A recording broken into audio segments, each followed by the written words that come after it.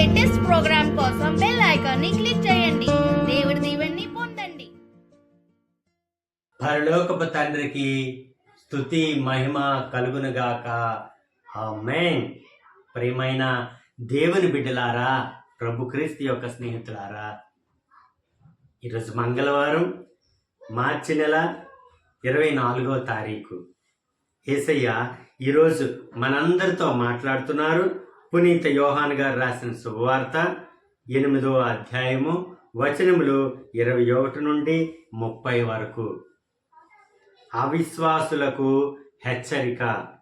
యేసు మరలా వారితో, నేను ఇంకా వెళ్ళిపోయేదను, మీరు నన్ను వెదుకుదురు, కానీ మీరు మీ పాపములోనే మరణింతురు. నేను వెళ్ళి స్థలమునకు మీరు రాలేరు అనెను. అప్పుడు యూదులు, ఇతడు నేను వెళ్ళు స్థలమునకు మీరు రాలేరు అని చెప్పుచున్నాడు, ఆత్మహత్య చేసుకొనునా అని అనుకునిరి. యేసు వారితో, మీరు కింద నుండి వచ్చిన వారు, నేను పైనుండి వచ్చిన వాడను. మీరు ఈ లోకమునకు చెందినవారు, నేను ఈ లోకమునకు చెందినవాడును కాను. కనుక మీరు మీ పాపములోనే మరణింతురు అని చెప్పి తిని, నేనే ఆయనను అని విశ్వసింపని ఎడల మీరు మీ పాపములోనే మరణింతురు అని చెప్పెను. అట్లయినా నీవు ఎవడవు అని వారు ప్రశ్నించరి. అందుకు యేసు, మొదటి నుండి నేను ఎవడనని మీతో చెప్పుచుంటునో ఆయననే నేను. మిమ్ములను గురించి తీర్పవలసిన విషయము అనేకములు కలవు, కానీ నన్ను పంపినవాడు సత్యస్వరూపుడు. నేను ఆయన యొద్ద నుండి వినిన వానినే లోకమునకు బోధించుచున్నాను అనెను. ఆయన ఈ మాటలు తండ్రిని గురించి చెప్పినని వారు గ్రహించలేదు. కావున యేసు, మీరు మనిషి కుమారుని పైకెత్తినప్పుడు నేనే ఆయనననియు, స్వాధికారంతో నేను ఏమీయును చేయక తండ్రి నాకు నేర్పిన వానినే మీకు చెప్పితననియు గ్రహింతురు. నన్ను పంపినవాడు నాతో ఉన్నాడు. నేను ఎవడను ఆయనకు ప్రీతికరమగు పనులనే చేయుచున్నాను, కనుక ఆయన నన్ను ఒంటరిగా విడిచిపెట్టలేదు అని చెప్పాను. ఆయన ఈ విషయములను గూర్చి మాట్లాడుచుండగా అనేకులు ఆయనను విశ్వసించిరి. ఇది ప్రభువైన క్రీస్తుని యొక్క వాక్కు. క్రీస్తు ప్రభువా, మీకు స్తుతి మహిమ కలుగునుగాక. ఆమేన్. ప్రియమైన దైవజనులారా, ప్రభు క్రీస్తు ఈరోజు అవిశ్వాసులకు హెచ్చరిక చేస్తున్నారు. అవిశ్వాసుల కంటే ప్రభువుని విశ్వసించలేని వారు బోల్డ్ మంది, చాలా మంది ఇప్పటికీ ఉన్నారు. అప్పుడైతే ఇంకా ఎక్కువ ఉన్నారు. అప్పుడు ఉన్నారు, ఇప్పుడు కూడా ఎక్కువ ఉన్నారు. ప్రభువుని విశ్వసించని వారు, ప్రభువుని నమ్మని వారు, ప్రభువుని గేలి చేసేవారు, ప్రభు అంటే చాలా చిన్న చూపు చూసిన వాళ్ళు చాలా కోట్లాది లక్షలాది మంది అప్పుడు ఉన్నారు, ఇప్పుడు ఉన్నారు. అలాంటి వారందరికీ కూడా ప్రభు క్రీస్తు ఈరోజు అవిశ్వాసులకు హెచ్చరిక చేస్తున్నారు.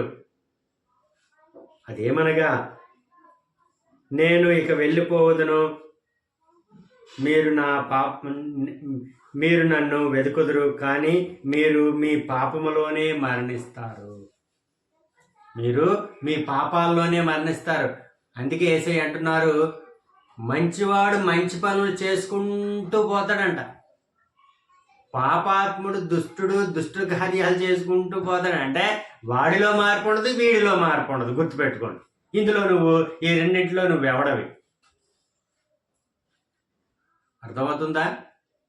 మంచివాడు మంచి పనులు చేసుకుంటూ వెళ్తాడట.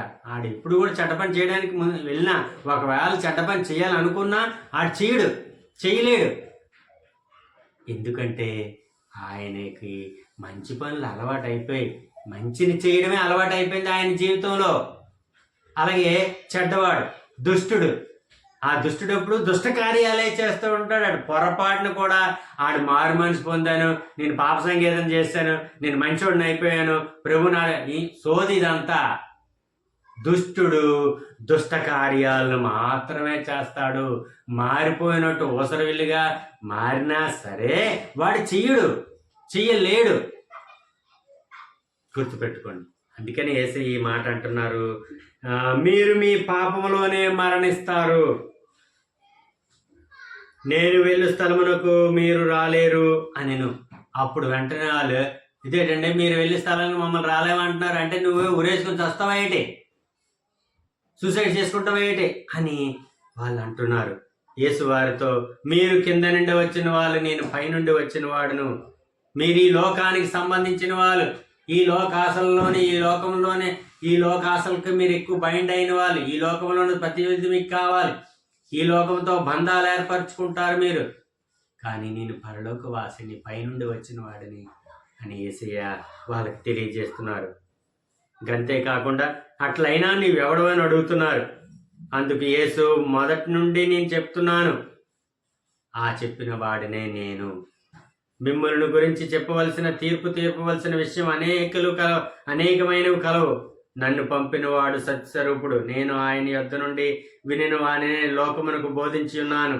ఆయన ఈ మాటలు తండ్రిని గురించి చెప్పినని వారు గ్రహించలేదు. ప్రైజ్ ది లార్డ్, హల్లెలూయా. అనేక రకాలుగా ప్రభు క్రీస్తు వాళ్ళకి తండ్రి కోసం, తండ్రి విషయాలను, పరలోక రాజ్యం యొక్క పరమ రహస్యాలను చెప్పినప్పటికీ కూడా ఆ ప్రజలు, ధర్మశాస్త్ర బోధకులు, పరిసయ్యులు, పెద్దలు ఎవడు కేర్ చేసేవాడు కాదు ఈయన మాటలకు, ఈయన చెప్పిన ప్రవచనాలు కూడా.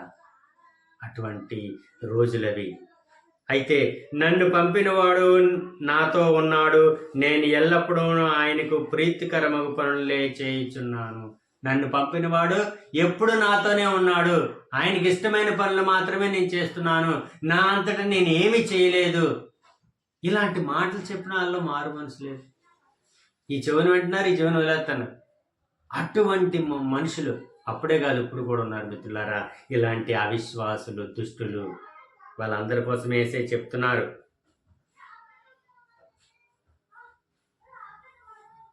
ఆయన ఈ విషయాలన్నీ కూడా ఆ ప్రజలతో చెప్పి పరలోక రాజ్యం యొక్క పరమ రహస్యాలు చెప్పినప్పటికీ కూడా వాళ్ళలో విశ్వాసం అనేది సన్నగిల్లిపోయింది. వాళ్ళలో విశ్వాసం లేక, నమ్మిక లేక వాళ్ళందరూ కూడా నాశనం అయిపోతూ ఉంటారు. కాబట్టి మిత్రులారా, మనం ఒక్కటి గమనించాలి. ప్రభు క్రీస్తు యొక్క మాటలను ధ్యానించేటప్పుడు, ప్రసంగాలు వినేటప్పుడు మనము దేవుని మాటలను మనం వినాలి. ఆ మాటలనే మనం ఫాలో అవ్వాలి, ఆ వాక్యాలనే మనం ఫాలో అవ్వాలి. అంతేగాని చెప్పిన వారిని మనం ఫాలో అవ్వకూడదు. ఎవరైతే మీకు వాక్య పరిచయం చేస్తున్న వారిని మనం ఫాలో అవ్వకూడదు. దేవుని వాక్యాన్ని మనం ఫాలో అవ్వాలి. దేవుని వాక్యాన్ని మనం ధ్యానించుకుంటూ ఈ యొక్క పరిశుద్ధమైన రోజుల్లో అవిశ్వాసులుగా కాకుండా విశ్వాసులుగా, దేవుని బిడ్డలుగా మనం ప్రతి ఒక్కరూ కూడా దీవించబడాలని యేసయ్య ఆశిస్తున్నారు, మనందరినీ దీవిస్తున్నారు. కాబట్టి మనందరం కూడా దేవుని దీవెనలు పొందుకుందాం. God bless you all. దేవుడు మిమ్మల్ని దీవించును గాక. ఆమేన్.